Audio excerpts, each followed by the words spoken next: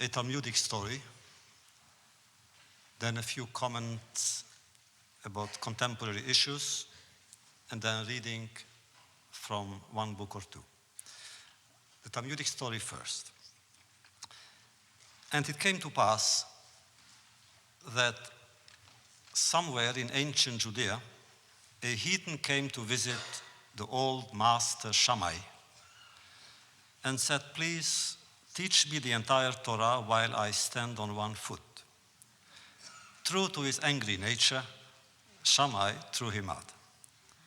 So the heathen went to Shammai's opponent, Hillel the elder, known for his patience and tolerance. "Please," said the heathen, "give me an instant course in Torah." "No problem," said Hillel. "Learn one important principle. What you don't wish others to do unto you, don't do unto others." I am sure all of you know this story because it has entered the history, the collective history of religious ethos in more than one civilization. But let us for a moment stop and see, what do we learn from it? First of all, we learn that in those times, it was very easy to gain access to celebrities. Two, we learn that the heathen was stubborn. He didn't give up. He was not discouraged by Shammai's refusal. Three, we learn that the Torah, after all, is a matter of human relations. Hillel didn't tell him, "You must from now on do something for Hashem, for God, or believe in God," and so forth. He says, "But you don't do unto others. You shouldn't do unto others what they do unto you," and so forth. Meaning, it is a matter of human relations. It is my relationship with my fellow men and women that matters, and that is Torah. Also, we learn that Torah is the opposite of abstractions. Torah is not a system or a set of abstract concepts. It's something real. It is something concrete. Hate is concrete. Hate is real. And you must reject hate if you want to accept Torah. But then, there is one other thing that we have learned from this story, and that is that we haven't learned it well. How many of you know that the story doesn't end there? I'm sure most of you know that actually the sentence has a second part. When the heathen came to Hillel, Hillel said, "Man de sanuilach, what you don't want others to do unto you, you don't do unto others." Perfect. But then he said, "Umeidach, zil gemor." And now he said, "Go and study." And very conveniently, we forget the second part.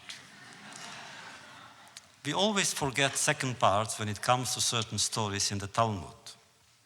But here in this place, I hope we all agree, in this place we tried to read and to fulfill the whole sentence. As a Jew, I cannot accept one part instead of the other, and surely not one part against the other. As a Jew, I value good deeds, but I also love study. Is it a mixture of substance and form?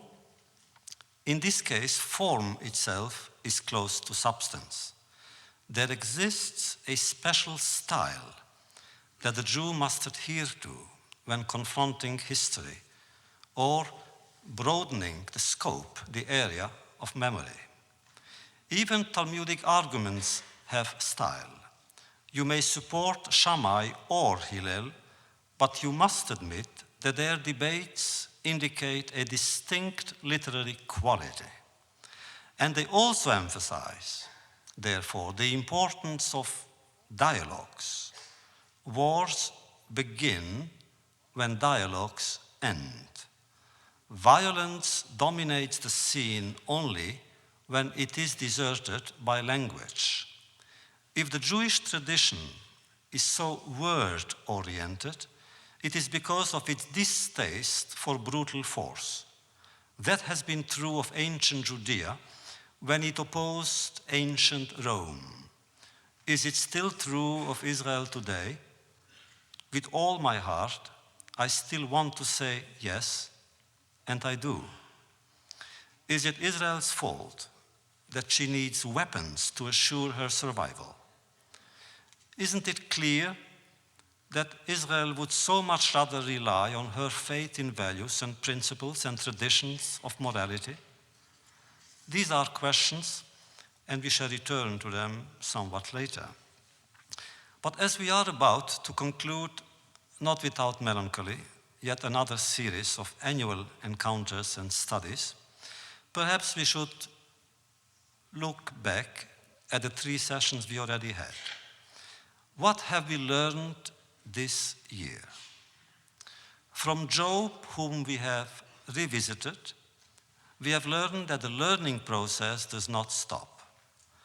That is why the Midrash says that God spoke to him as a pupil addresses his teacher. Suffering is a question, not an answer, and surely not the only answer. Perhaps Job could have been more subtle, more delicate, and more discreet when referring to his own pain. He could have written a novel in the 3rd person rather than an autobiography. Perhaps he was wrong in revealing his own grief, his own private anguish to outsiders. Had he spoken about and against other people's suffering, not his own, he would have come out much better. But then, who am I to judge Job? Those who did were rebuked by God, and here God was right. Job's false friends were so phony that even their arguments were false and unethical. They denied him the right to raise the questions related to his experience. Now, let us analyze the situation. Has Job willed the trial? No. Has he wanted to suffer? No. Has he done anything to justify? No. God made him suffer against his will, and then, when Job was suffering, his false friends used it against him. And his suffering, therefore, became something of a handicap, of an obstacle that he had to deal with. They, his false friends, resented it to a point of urging him to forget it altogether. So we have learned that Job is right. From Rabbi Ishmael, we have learned the art of silence.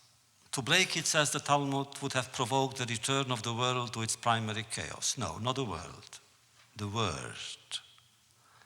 Had Rabbi Ishmael shouted, had he shed tears, the word would have become filled again, as before the beginning, with chaos. To speak could mean victory over chaos, or the opposite, justification of chaos. There are words that do not help the human condition, quite the contrary. How did Rabbi Mendel Walker put it?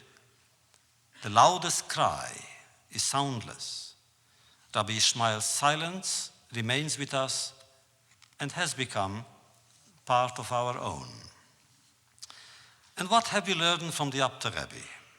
The obligation to remember, the all-encompassing virtue and command of Ahavat Israel, the sense of solidarity we must have and share with both the living and the dead, the true meaning of words such as generosity and friendship, the terror inherent in humiliation.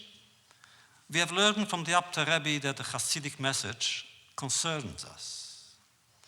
As for myself, I keep learning about people and their manners or lack of manners, about literature and what it is meaning, about Jews. I'm learning about questions of the past that keep on tormenting me to this day. Why so much hate against so many of us? Anti-Semitism remains the oldest group prejudice in history. Why? And why such hostility towards Israel in so many circles? Israel went into Lebanon and was condemned for it. Israel left Lebanon, and once again, she was condemned for it. I believe that more than ever, we live in critical times. We have lost the name of things and the taste for truth. More words are being more and more corrupted by more and more people. Just imagine, Soviet Russia awarded recently the Lenin Peace Prize to, guess, Yasser Arafat. Next, he will get the Stalin Literary Prize. Why not? Corruption everywhere, of values, of words, of ideas, of relations. I don't know what the president who is competing with us tonight at this moment is saying to the American nation, but there are so many things I don't understand. These wars, suddenly these wars, so many casualties, I don't understand. I don't understand something else which hurts me. Israel generously, humanly, and normally, naturally, has offered to place at the disposal of the American army all her hospitals, and especially the Rambam hospital in Haifa, which is 15 minutes away from the battlefield. Instead, they brought these wounded soldiers by helicopter to Europe. I don't understand it. It hurts. But there are so many things in this world, and I don't understand them. There are 40 wars being waged today in the world, 40 declared wars. How long will this go on? What about intolerance, fanaticism? What about people being jailed? What about Sharansky waiting in jail? And Biegun and Idan Nudel? What about those who are being tortured? And what about us? Are we thinking about them? I cannot not think about the fact that tens of thousands of people die of hunger every day. And we in these United States, we live so well. What we throw out would be enough to feed everybody. It sounds absurd. It sounds absurd that half of mankind tries to lose weight while the other starves from hunger. Oh, I know it sounds like a joke, but do you know what the bestsellers are today? Cookbooks and diet books. Yes, there are many questions, many questions, but some of them I received from some of you. I received many, but I cannot complain. I asked for them, didn't I? One is related to Job. Have I changed my perception of the man and his case? No. I still believe that his suffering was unwarranted and his argumentation valid. Was Job convinced by God's answer? God had offered him none, only questions. And that is why, and this is an answer to one other question, that is why, according to Midrashic sources, God spoke to him as a pupil. One of you wondered, hasn't this particular pupil, meaning God, spoken with arrogance? No, I would rather say with passion. And the questioner said, is this how a pupil speaks, with disrespect? Absolutely not. It's all a matter of style, again. It depends how you say it. You can say, when God says to Job, Eifo hayita beyazdi shamayim ha'eretz, where were you when I created heaven and earth? That's arrogance. But you can also say, where were you? Other questions addressed to me deal, of course, with the Odyssey. Why do the just men suffer? I don't know.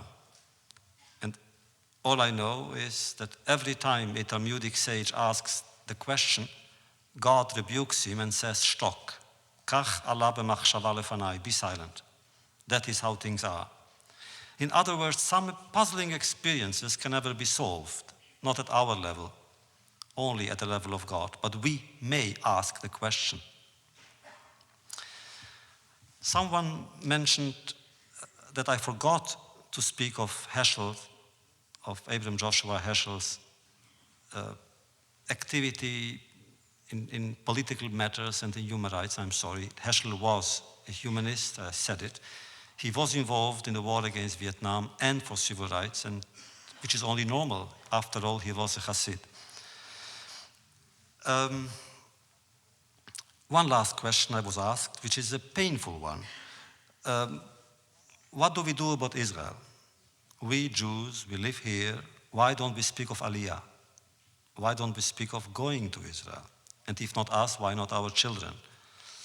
I remember I've had once a meeting with then President Yitzhak Navon in Jerusalem, and he asked the same question.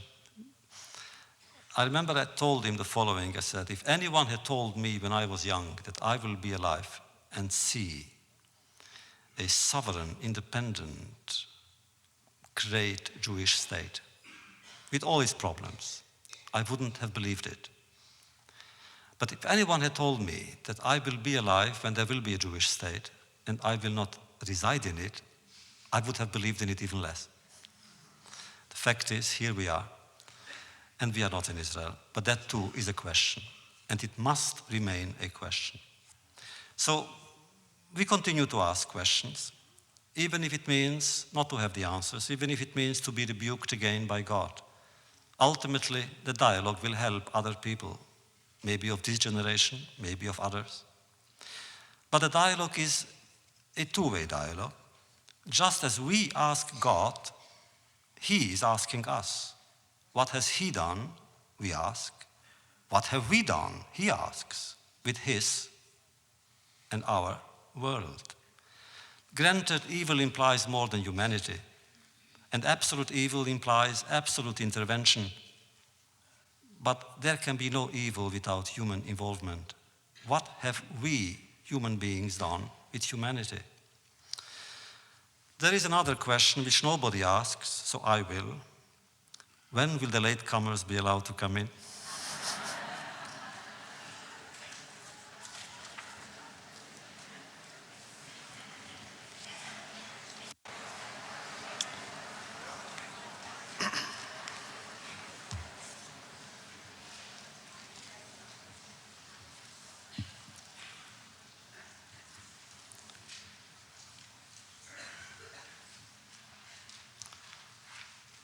I owe this legend to an old beggar named Schmeike.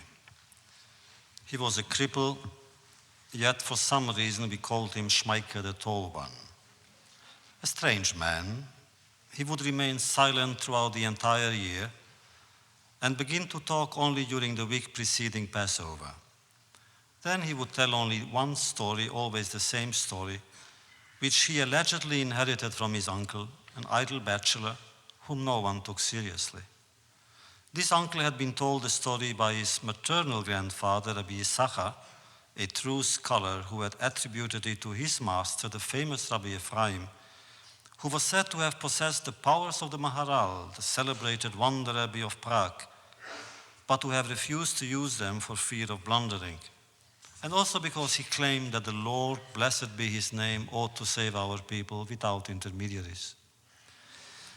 Rabbi Ephraim had heard a tale from a gravedigger, Reuven, son of Yaakov, who claimed to have witnessed the numerous miracles that legend attributes to the Golem, the most fascinating creature in Jewish lore and fantasy. And now, surely you would like to hear the story of the Golem. Let Reuven tell you here and now, I truly liked him, and I was not the only one. We loved him. To us, he was a savior. Though mute and unhappy, a savior is what he was. Nobody understood him because no one was like him. Do you know anyone who lives only for others, who devotes his every breath, his every thought, every inch of his being to a single sacred purpose, to protect the life, the security, and the future of the community? He was said to be a fool, I know. They said he was stupid, backward. I don't agree. He was a saint. May I burn in hell if I'm lying. What I'm telling you is the truth. As a member of the Holy Brotherhood, the Chevra Kadisha, I know the fragility of life and the power of death. I know that they are separated by the most tenuous thread. Is it not the same for what is true and what is false? So listen to me carefully. I, Reuven, son of Yaakov, declare under oath that Yossel the mute, or the golem made of clay, created in the year 1580 by the great and famous Rabbi Yehuda Löw of Prague, known as the Maharal, blessed be his memory, deserves to be remembered by our people, our persecuted and assassinated and yet immortal people. We owe it to him to evoke his faith with love and gratitude. What you have heard is the beginning of a new book, written for two Jewish children, Elie Wiesel and Michael Podwall. The colorful and exciting story has been illustrated and indeed interpreted by a very great and sensitive artist, my friend Mark Podwall. Neither of us has ever been to Prague, and yet here we are with a lot of Jewish chutzpah, inviting you to visit its picturesque Jewish quarters and meet legendary scholars and their pupils who have been dwelling there for centuries and centuries. I have never been there, but I remember Prague. I remember it from my childhood. In Eastern Europe, we grew up loving the Maharal, and we loved his strong, invincible beetle. In the shtetl that you will find in Roman Vishniak's Vanished World, one of the great testimonial documents and pictorial literary works that there is today, in the shtetl, as described by him and by some of us, we needed to think of the Maharal. We needed to remember his strength. We needed miracles. During long winter nights, while reading about the tragedies of our people, crusades and pogroms and more pogroms, I would think if only the golem had lived in more than one city, he could have saved more than one community.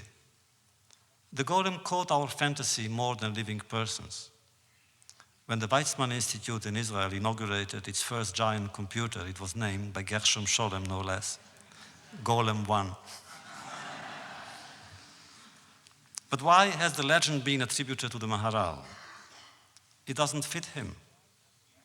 The Maharal was a scholar. He was a rationalist and Kabbalist, and he has written numerous books about Jewish thought and Jewish law. He was never involved in miracle making. He wasn't a wonder rabbi.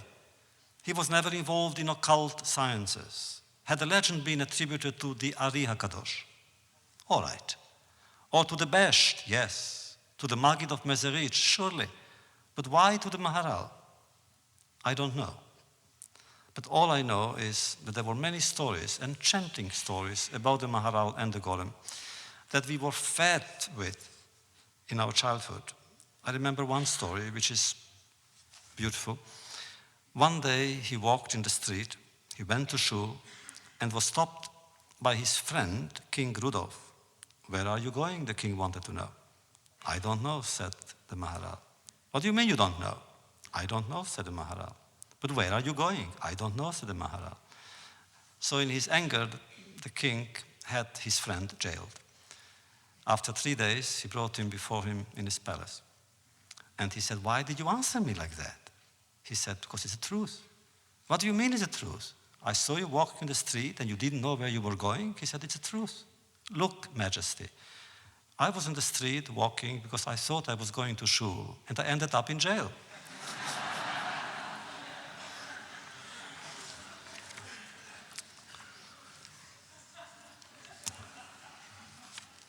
I will read to you one more short passage in the middle about the creation of the golem. On that day, the 20th day of Adar, 1580, the great Rabbi Löw summoned his two favorite disciples to his studies, his son-in-law Rabbi Yitzchak HaKohen and Rabbi Sasson.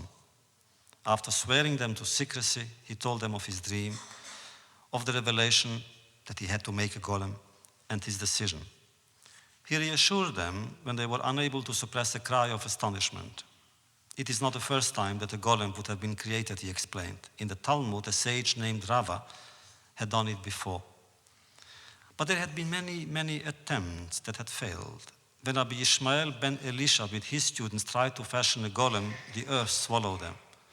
Our lawmakers even had to answer some of the questions raised by the presence of such a creature, a very important one. Could it be included in a minyan? There are books, procedures, formulas at the disposal of the initiated. Don't be frightened, the Maharal added. No one will do anything here on earth if it is not commanded from above. We only translate divine thoughts into human terms. And then he gave them books to study in depth, litanies to repeat with a particular fervor, and he advised them to fast, to remain pure during 7 days and 7 nights. Afterwards, they were to immerse themselves in the ritual bath, get rest, and return to his study at 4 in the morning with their talit, shawl, and phylacteries and prayer books. They arrived at the appointed hour, shaking with cold and fear. In the ominous semi-darkness, they saw the Maharal with a finger on his lips. The silence was not to be made impure by words. He then proceeded to speak through gestures. They were to imitate him faithfully, do everything he did. They left the Beit Din, the courthouse, and found themselves in the dark and threatening street. The Maharal took a deep breath and raised his cane to indicate a direction. Wordlessly, they left the silent Jewish quarter and made their way through the wider streets of the wealthy Christians. They headed towards the woods along the outskirts near the Vltava River. The Maharal stopped at a certain place, scrutinized the sky, then the damp ground, leaned his cane against a tree and put on his talis. His disciples did likewise. Around them, within them, the silence became more and more oppressive. Rabbi Yitzchak Cohen and Rabbi Sasson found it difficult to control their emotions when the Maharal began to recite the first chapter of Genesis, along with commentaries by our old sages. Insisting on the interpretation of the Zohar, whispering intensely, he evoked mysteries that men like him had conveyed to one another from generation to generation, from the time of Sinai and even from creation. And beyond the silence, within the silence, the disciples heard voices rising and rising higher and higher from heaven to become one with the voice. And suddenly time stopped. The Maharal lit a torch and handed it to Rabbi Sasson while he took his cane and drew a circle in the mud. Then he turned to his disciples and gave them precise instructions. Rabbi Yitzchak was to go around the drawing 7 times from right to left, starting at the feet, while softly repeating names which since the beginning of time no human had a right to pronounce. Then it was the turn of Rabbi Sasson, and then the Maharal's. And then the torch went out by itself, and in the darkness, the 2 disciples saw a hand which began to draw a figure of clay. "Breathe," the Maharal said, leaning over the creature that was lying on the ground. And the man of clay began to breathe. "Open your eyes," said the Maharal. And the man of clay opened his eyes. "Sit up," the Maharal said. And the man of clay rose slowly, heavily. "Stand," the Maharal told him. And the man of clay with a jolt stood up. "I name you Yosef," said the Maharal. "Your mission on earth will be to protect the people of Israel from their enemies. Do you understand?" The man of clay did not answer. "Yes, you do understand," the Maharal told him. "But you don't know how to express it. You will not be able to talk because that is a gift only God, blessed be his name, can give. In every other way you will be like us, only more powerful. No one will be your match. You will conquer fire and death. As long as we need you, you will be indestructible and immortal." Yes, I wish we had the golem in more than one place. I wish we had him because we needed him in more than one place. Since we remember, and we remember more than our own lives, a great woman called Rachel Wernhagen, the 19th century, said something very touching. She said, my history begins before my life. And that is true of all of us. Our history begins before our life. And in our history, there is so much pain and so much anguish and so much suffering. Somehow we don't see the way out, but we do see the way in. We don't understand why have we inspired so much hate, so many passions in so many people. There were people who had nothing in common except their hatred for Jews. Why? They always suspect that there is a mystery in us. Most of them believed, some of them still do, that we have a secret power and that we control the world. Nebuch, we control the world. There is a marvelous story which I heard from the present Israeli ambassador in Washington. He was asked, he worked as a director of the Israeli Atomic Energy Commission for a while. And he said that many foreign diplomats would ask him only one question: does Israel have the atom bomb? Does Israel have the atom bomb? That was the question on their mind. So he told them the following story. He said, in a restaurant there was a customer who called the waiter and said, "Waiter, I'm terribly hot. Can you please turn on the air conditioner?" So the waiter said, "Of course." 10 minutes later, the same customer said, "But waiter, now it's really too cold. Can you adjust it?" He said, "Of course." 2 minutes later, "Now it's too hot. I will do it." Now it's too hot again, too cold again for a half hour. And the waiter each time said, "Of course, I'm going to fix it." Then a Jew sat next by. He said to the waiter, he said, "My friend, this guy is driving you crazy." He said, "He's driving me crazy. I'm driving him crazy. There is no air conditioner."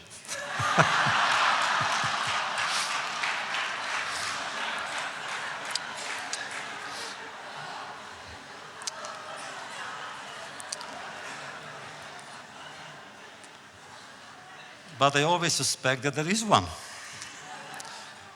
I don't know what it is. What is the secret of our survival? Why are we so stubborn about it? Why do we want to survive in a world that doesn't want us so often? Is it mission, a sense of mission? I would call it memory. And it is this sense of memory that keeps us, I think, human and committed to humanity. And this is why some of us teach, others study. It's the same thing. And I study and teach and write. Writing to me is the art of receiving and sharing what I have been given by my teachers and theirs. I am compelled to pass on to students and readers and friends.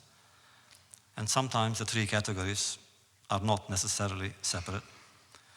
That is why in the last 17 years, we have been studying and teaching. This year we were fortunate because John Ruskay, who is organizing all this, had some new idea to have study sessions before our sessions with Rabbi Elie Wiesel, Derby, der Barmdika. I hope that next year more and more will attend those sessions because these here are part of them. They are the result, the outcome. The fourth evening usually is devoted to work in progress, and that is usually to show first that I work, and sometimes that I make progress, but to a new book. This year I have a problem. One book came out in Paris called Paroles d'étranger, Words from a Stranger, but my translator, I won't even tell you who she is, hasn't translated it yet. Another book, a novel, came out in Paris. She hasn't translated it yet. But still, I hope she will, and next year, therefore, we will read from the Fifth Son and Paroles d'étranger, but some of the pages are here. I will read from some excerpts. The purpose of these readings has been and still is to illustrate in immediate terms what I, as a writer, as a student, as a teacher, as a Jew, owe our predecessors. Would I have written The Trial of God without my knowledge of Rabbi Levi Yitzchok of Berdichev? Would I have written Messengers of God without my study of Talmud? With the exception of my first and only memoir, all my 24 books could be retraced to Midrashic, Hasidic, and even Kabbalistic sources. I do not think it is possible to innovate anything. All I can do in this generation, where imagination goes behind reality, all I can do is repeat. My generation has been deprived of the faculty to create, but it is given the ability and perhaps the obligation to recreate. And therefore, this sense of memory, which is beneath every word that I write, is in every novel. It is usually the subject. It is the landscape. It is the scenery as much as the subject itself of everything that I write. In the fifth son, I speak of the four sons that we know of the Haggadah. One is wise because he knows both the question and the answer. The other is wicked. He knows the answer, but he hates it. The third is innocent. He knows that there is a question, but not that it concerns him. And the fourth, the She'eino Yodea Lishol, doesn't even know that there is a question. So I decided maybe there is a fifth one. Why only four? And my fifth hero, the fifth son, is the one who isn't there. He is a son of survivors. This is for the first time in 25 years that I decided to write something about the children of survivors. They have always moved me more than I can say it in words. Their parents shatter me, but the children move me. Their tragedy is also unique. They are burdened with knowledge which they must receive in their own way, in their own time. And what are they to do with that knowledge? How can they speak to their parents, and how can their parents speak to them? Nothing has been more rewarding to me in my work as a teacher than to be the teacher of children of survivors.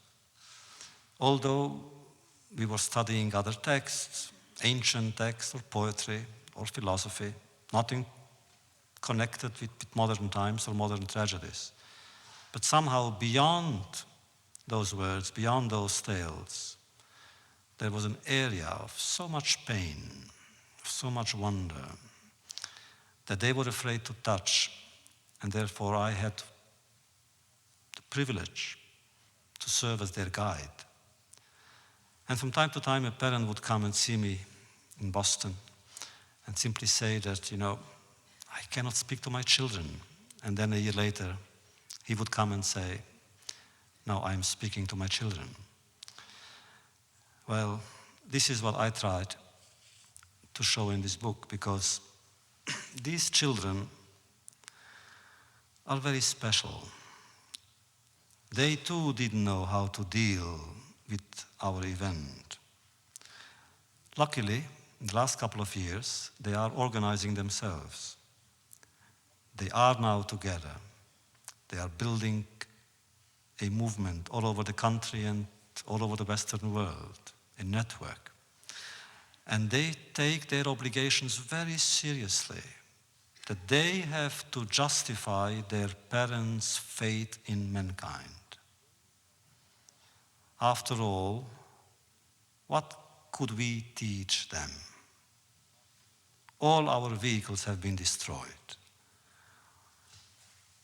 Even our experience cannot be of great use to them, because it cannot be communicated, not even to them. And yet, now they are responsible for a world that they have not created, that we have created or destroyed for them, against them. In my book, I tried to show a son of a survivor who has not heard his father speak about the experience for many, many, many years. And then he found out that his father had a problem. The problem was his father lived since the war thinking that he, together with a few friends, had killed a German SS officer after the war. And therefore, he didn't know how to handle it. The son later finds out that it was nonsense, the German officer had not been killed, just wounded. We Jews are such poor avengers. So the son goes to Germany trying to complete his father's work. And he meets the SS men. And that is the story of the book. But I was always troubled and mystified by the fact that we Jews couldn't take vengeance. That after the war we could have. We even may have had some justification for it. But we didn't. We didn't because, I don't know, it's not in our memory. It's not in our character. We simply cannot kill. We cannot shed blood. Just not like that. What we do is we remember, which means we believe in justice after all, in spite of everything. And we still believe in language and silence. How could I describe my commitment to language? Literature to me is art, and whenever we speak about art and the implications of art, the obligations of art related to art, I always go back to Hebrew because after all it's the sacred tongue. And whenever I have a philosophical problem, I go back to Hebrew. Art in Hebrew means omanut. It comes from where?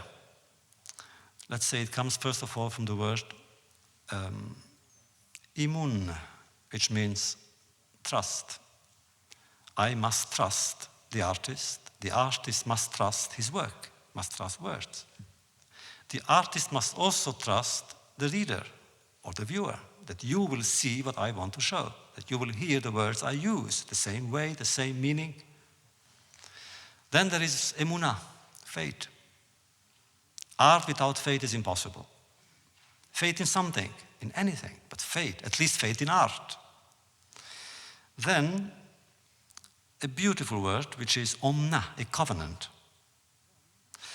Art means a covenant between the artist and the person who receives the art, between the subject and the form, between word and word, between painting and the story of the painting.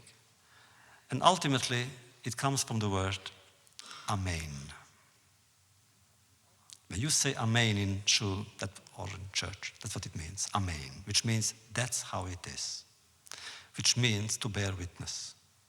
We bear witness that yes,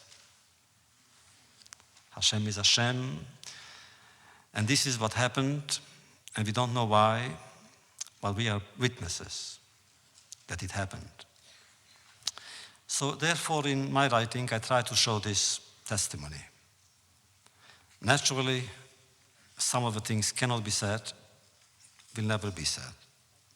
And yet those are the things that should be said. I have written 25 books. The first memoir, in Yiddish it was called Und die Welt hat geschwiegen. It came out in 1955. Then I shortened it, it came out in 1958. Night. It came out in Paris, and then, as some of you may have seen the story, my friend Georges Borchardt, who represented me then and now, and tried to find an American publisher. It was impossible. Simply, people didn't want to hear. People didn't want to know. And I understand them. The natural thing, the normal thing for a person is not to know things that are painful. We want to forget what hurts us. And here we come, some of us, and we say, remember. Remember pain, why? Remember agony, why? Remember death, why? 25 years later, things have changed, have they? Has the world changed? Has mankind become more human? I wonder often if Auschwitz did not change humanity, what will? If Treblinka did not alter human destiny, what will? Has the world changed? Have I changed? So in Words from a Stranger, in Paroles d'étranger, I have one text about changing, and I will read it to you. have I changed? Of course. Everyone changes. To live means to go through a certain time, a certain space. With a little luck, some traces are left. The traces at the beginning are not the same as those at the end. Certainly, my tradition teaches me that the road leads somewhere, and although the destination remains constant, the stages of the journey change and renew themselves. Attracted by childhood, the old man will seek it in 1,000 different ways. I am seeking my childhood. I will always be seeking it. I need it. It is necessary for me as a point of reference, as a refuge. It represents for me a world that no longer exists, a sunny and mysterious kingdom where beggars were princes in disguise and fools were wise men freed from their constraints. At that time, in that universe, everything seemed simple. People were born and died. People hoped and despaired. People invoked love or anguish as an invitation or a barrier. I understood certain things, not everything. I resigned myself to the idea that for the essential experiences, the quest is itself a victory. Even if it hardly succeeds, it represents a triumph. It was enough for me to know that someone knew the answer. What I myself sought was the question. It was in this way that I viewed man and his place in creation. It was up to man to question what surrounded him or her, and thus go beyond themselves. It is not by chance, I told myself, that the first question in the Bible is that which God puts to Adam, Ayeka, where are you? What? Cried Rabbi Shneur Zalman of Ladi. God didn't know where Adam was? No, that's not the way to understand the question. God knew, Adam didn't. That, I thought, is what one must always seek to know. One's role in society, one's place in history. It is one's duty to ask every day, where am I in relation to God, in relation to those that are not here anymore, and to others? Where am I? Am I worthy of my predecessors? Am I worthy of Isaiah and Jeremiah?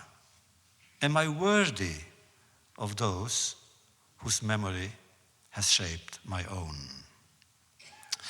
And strangely enough, the child in me knew what the adult would not.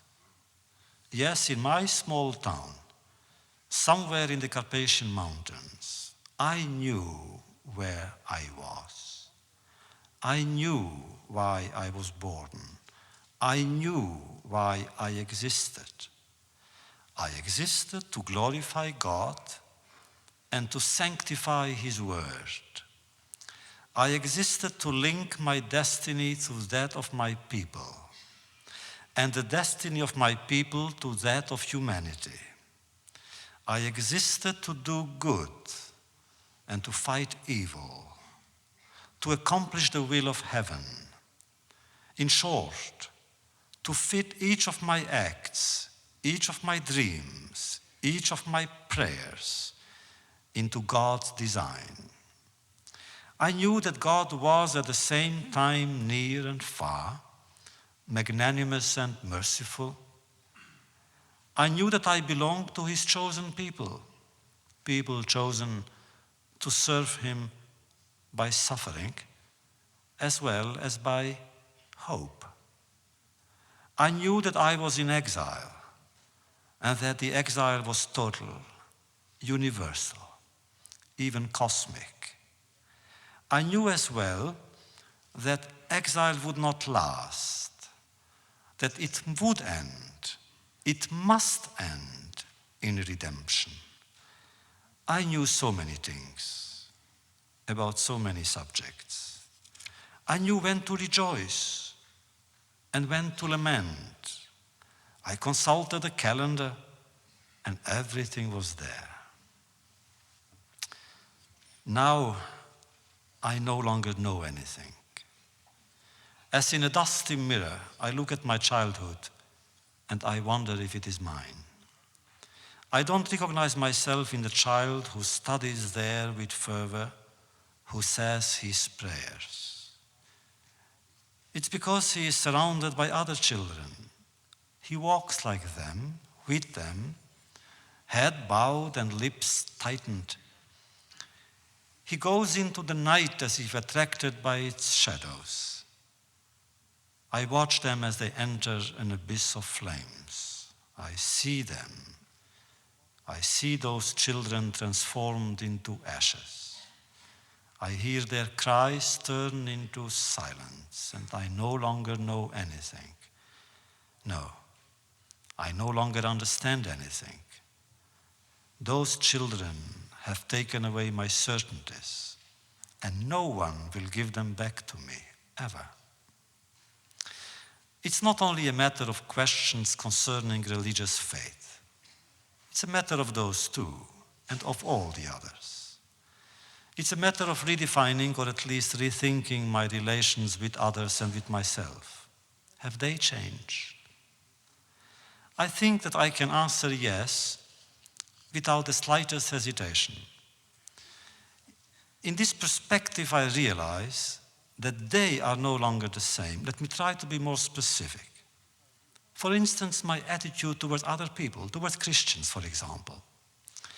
Before the war, my attitude was mistrustful, if not hostile. Now, in many cases, it is open and hospitable. Before the war, I avoided everyone and anyone who came from the other side, that is, from anywhere, call it Christianity. Priests frightened me, I avoided them. So as not to pass them, I would cross the street. I dreaded all contact with them. I feared being kidnapped by them. I feared being baptized by force. I had heard so many rumors, so many stories of this type. I remember the Golem and the Maharal. I had the impression that I was always in danger. At school, I sat with Christian boys of my age, but we didn't speak to one another. At recess, we played separated by an invisible wall. I never visited a Christian schoolmate at home. We had nothing in common. Later, as an adolescent, I stayed away from them. I knew them to be capable of anything, of beating me, and they did, of humiliating me by pulling my payas, or seizing my kippah, my skull cap. And without a kippah, I felt naked. My dream back then was to live in a Jewish world, completely Jewish, a world where Christians would have scarcely any access, a protected world, a shielded world, ordered according to the laws of Sinai.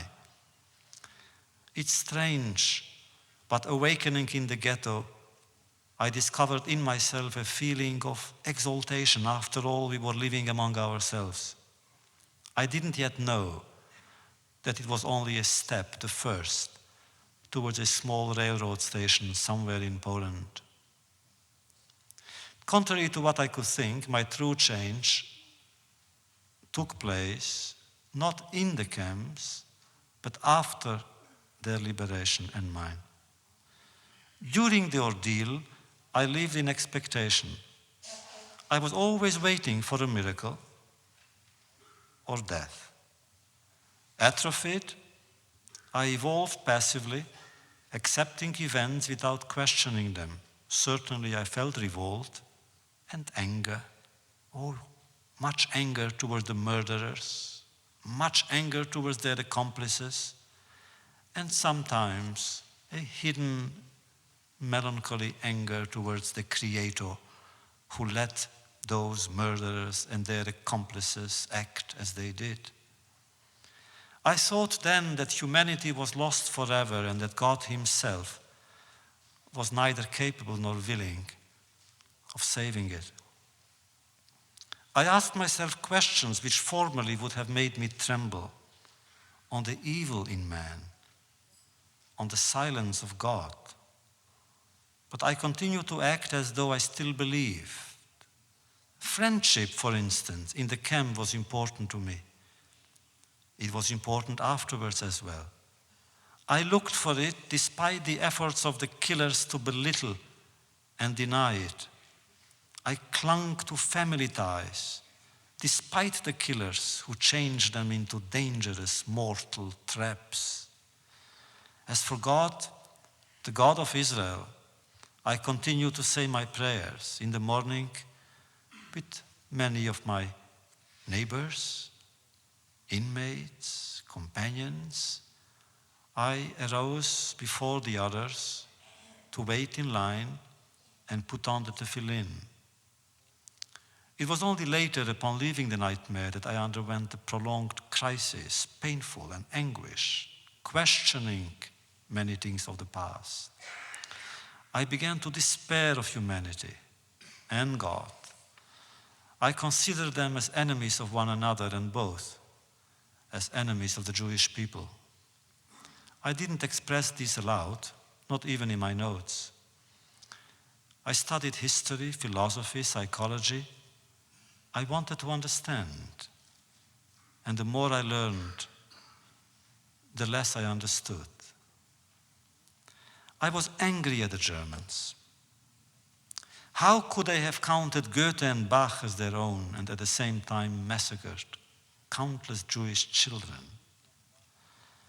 I was angry at their Hungarian, Polish, Ukrainian, French, and Dutch accomplices. How could they, in the name of a perverse ideology, have turned against their Jewish neighbors to the point of pillaging their houses and denouncing them to the police and delivering them to the angel of death? I was angry at Pope Pius XII. How could he have kept silent? I was angry at the heads of the Allied countries. How could they have given Hitler the impression that as far as the Jews were concerned, he could do as he wished? Why hadn't they taken action to save them? Why had they closed all the doors to them? Why hadn't they bombed the railroad line to Birkenau, if only to show Himmler that the Allies were not indifferent? And why not admit it? I was angry at God too, at the God of my childhood, the God of Abraham, Isaac, and Jacob. How could he have abandoned his people at the moment when they needed him? How could he have delivered them up to the killers? How could one explain, how could one justify the death of 1 million Jewish children? For months and months, for years, I lived alone. I mistrusted my fellow humans. I suspected them. I no longer believed in the word as a vehicle of thought and of life. I shunned love, aspiring only to silence, aspiring only to madness. Disgusted with the West, I turned towards the East. I was attracted by Hindu mysticism. I was interested in Sufism. I even began to explore the occult domains of marginal sects here and there in Europe. It's simple. I was looking for something else. I was anxious to venture to the other side of reality, of what constituted the basis of civilization. Meditation counted more for me than action. I drowned myself in contemplation. The appearance of things repulsed me, and that of people even more. If I had been able to settle in an ashram somewhere in India, I would have, but I couldn't. I had seen, under the incandescent sky of India, an immeasurable, unnameable suffering, and I couldn't bear it. In the face of this suffering, the problem of evil imposed itself on me with a destructive force. I could choose to steel myself to it or flee. And now I was not anxious to be an accomplice. Hindu friends would cross the streets, stepping over a crowd of mutilated and sick and hungry people without even looking at them. But I could not. I am not passing judgment. I am only speaking of myself. And I say of myself that I looked and felt guilty. And finally I understood. I am free to choose my suffering, but not that of my fellow humans. Now, to see the hungry before me was to accept their destiny in their place, in their name, force them, and even against them, or at least like them. Not to notice their distress, but to acquiesce to its logic, indeed, to its justification. Not to cry out against their misery was to make it all the heavier. And because I felt myself too weak to cry out, to offer a hand to so many disfigured men and women and children, and because I refused to understand that a certain situation cannot be changed, I prefer to go away, and I returned to the West and its necessary ambiguities, which confers to thought its brilliance, if not its vigor. After this, I practiced asceticism in my own way, in my home, in my little world in Paris, where I cut myself off from the city and from life for weeks on end. I lived in a room which was much more like a prison cell, large enough for only one, and not even for one. The street noises that reached me were muffled. My horizon became smaller and smaller. I looked only at the Seine River bearing along its foam. I no longer perceived the sky mirrored in it. I drew away from people. No tie, no liaison came to interrupt my solitude. I lived only in books, where my memory tried to rejoin a more immense and ordered memory. And the more I remembered, the more I felt excluded and alone. I felt like a stranger. I had lost my faith in many things, and I had lost my sense of belonging and orientation. My faith in life was covered with ashes. My faith in humanity was laughable, childish, sterile. And my faith in God was shaken. Things and words had lost their meaning, their access. An image of the Kabbalah described the state of my soul at the time. All of creation had moved from its center in order to exile itself. Whom was I to lean on? What was I to cling to? I was looking for myself. I was fleeing from myself. And always there was this taste of failure, this feeling of defeat inside of me. A member of the Sonderkommando of Treblinka asked himself if one day he would laugh again. Another of Birkenau wondered if one day he would cry again. I didn't laugh. I didn't cry. I was silent, and I knew that never would I know how to translate the silence that I carried within myself. Again, I found myself living in the ghetto. In a sense, I'm still there. It's natural. I can do nothing about it. The ghetto is in me, in us. It will never leave us. We who were there, men and women who used to be children there, we are still the prisoners of that ghetto. And yet there has been a change in our behavior. First of all, we express ourselves. I force myself to share the secret that consumes me. I try to make the ghosts within me speak. Does it mean that the wound has healed over? It still burns. The scar is there. I still cannot speak of it, but I can speak. And that's the change. A need for communication, for community perhaps. I evoke memories that precede my own. I sing the song of ancient kingdoms. I describe swallowed up worlds. I exist by what I was as much as by what I keep silent. To protect my silent universe, I speak of the world of others.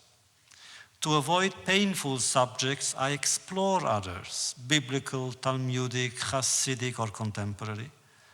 I evoke Abraham and Isaac so as not to uncover the mystery of my relations with my father. I recount the adventures of the best so as not to dwell on the end of his descendants. In other words, literature has become for me a way of making you look away. The tales that I retell are never those that I would like to or ought to tell. The problem is that the essential will never be said or understood. Perhaps I should express my thought more clearly. It is not because I don't speak that you won't understand me. It is because you won't understand me that I don't speak. And that's the problem. And we can do nothing about it. What certain people have lived, you will never live, happily for you, moreover. Their experience has set them apart. They are neither better nor worse, but different, more vulnerable, and at the same time more hardened than you. The slightest arrow wounds them, but death does not frighten them. You look at them and you wonder, and they suffer from your look, and yet they know how to bear the hardest blows, the most bitter disappointments. This is true for both their relations with the rest of humanity and their relations with God. From God, we are awaiting everything, and yet we are aware that everything will scarcely suffice. God himself cannot change the past. Even God cannot negate the fact that the killer has killed 6 million times. How could he redeem himself? I don't know. I suppose that he cannot. Those who claim that this or that constituted a response to the event are content and satisfied with very little. I am not. This is what I thought after the war, and this is what I still think. And yet I am surprised to feel a forgotten need to recite certain prayers, to sing certain melodies, to plunge into a certain atmosphere that filled my childhood. Like everyone, I would give everything I own to awaken and see that we are still in 1938, in 1939, in a little town in the Carpathian Mountains, and that I had only dreamed the future. I would give so much to be able to relive a Shabbat in my small town. The whiteness of the tablecloth, the blinking candle flames, the beaming faces around me, the melodious voice of my grandfather, the Hasid of Vishnitz, inviting the angels of the Sabbath to accompany him to our home. It pains me even to think of these things. And that is what I miss most. A certain peace, a certain melancholy that the Shabbat in Siget offered its children, big and small, young or old, rich and poor. It is this Shabbat that I miss. Its absence recalls to me all else that is gone. What is wrong with our world? The Shabbat is different. What I remember now is things have changed in the world. And perhaps the world itself has changed. Have I? Until next year.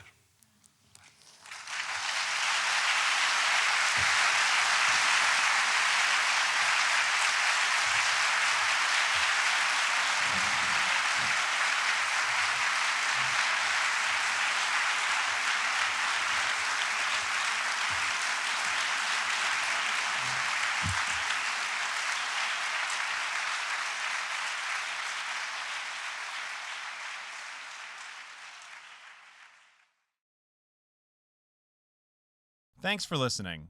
For more information on 92nd Street Y and all of our programs, please visit us on the web at 92y.org. This program is copyright by 92nd Street Y.